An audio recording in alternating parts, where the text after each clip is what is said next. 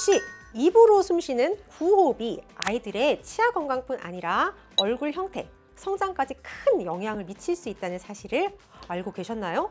구호흡을 방치하면 아이가 긴 얼굴형으로 자라거나 치아 배열의 이상, 심지어 수면 장애까지 겪을 수 있습니다. 오늘은 구호흡이 우리 아이들에게 얼마나 심각한 문제를 가져오는지, 그리고 이를 어떻게 치료할 수 있는지 이야기해 보려고 합니다. 끝까지 함께 해주세요.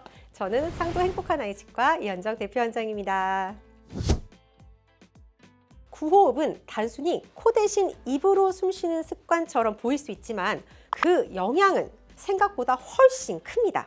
이 습관은 단순히 시간이 지나면 자연스럽게 없어지는 문제가 아닙니다. 방치하면 이후에는 더 복잡한 치과적 치료나 수술로 이어질 가능성이 크기 때문에 초기부터 정기적인 검진을 통해 사전 예방과 치료를 하는 것이 매우 중요합니다. 구호흡은 입을 항상 벌리고 있는 모습, 수면 중에 코골이나 무호흡 증상, 집중력의 저하 혹은 피로감을 동반할 수 있습니다. 또한 위앞니의 돌출이나 턱의 위치의 이상, 얼굴이 길어지거나 무턱처럼 보이는 변화도 나타날 수 있습니다. 이러한 증상은 시간이 지날수록 악화될 수 있습니다. 특히 성장기 아이들에게는 이러한 변화가 더욱 두드러지게 나타날 수 있으며 이후 되돌리기 어려운 결과로 이어질 수 있습니다. 따라서 구호흡은 초기 단계에서 예방을 하고 치료하는 것이 무엇보다 중요합니다. 첫 번째, 구호흡이 아이들의 치열에 미치는 영향입니다. 입으로 숨을 쉬면 혀가 입 천장이 아닌 아래로 내려오게 됩니다. 이로 인해 위턱의 공간이 좁아지고 치아 배열이 삐뚤어지는 부정교합으로 이어질 가능성이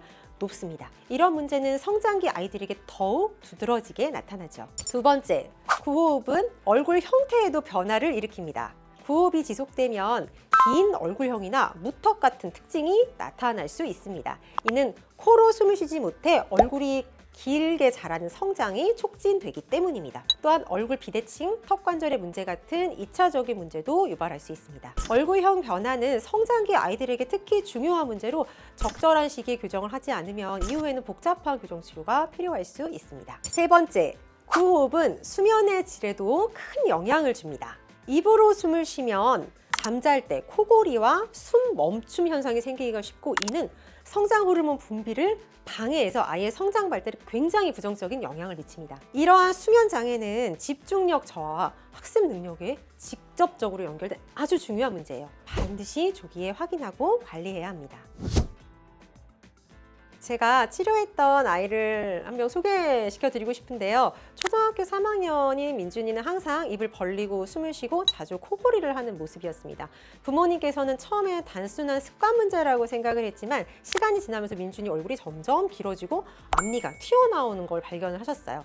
저희 병원에서 민준이를 진단을 한 결과 구호흡과 관련된 상악궁의 협착, 그리고 부정교합, 아데노이드의 얼굴에 초기 징후가 확인되었습니다. 치료는 특수 교정 장치를 사용해서 입 주변의 근육을 강화하고 혀의 위치를 교정하는 것으로 시작이 되었습니다. 동시에 상악궁을 확장하기 위해 장치를 적용을 했고요. 아이가 코로 숨을 쉴 수 있는 입 벌림 방지 테이프를 사용하도록 지도를 해드렸습니다. 6개월이 지난 후 민준이의 얼굴형이 조금씩 개선이 되었고요. 부정교합도 크게 줄어들었습니다. 무엇보다 민준이가 깊은 잠을 자며 활력이 넘치는 모습을 보이기 시작했습니다.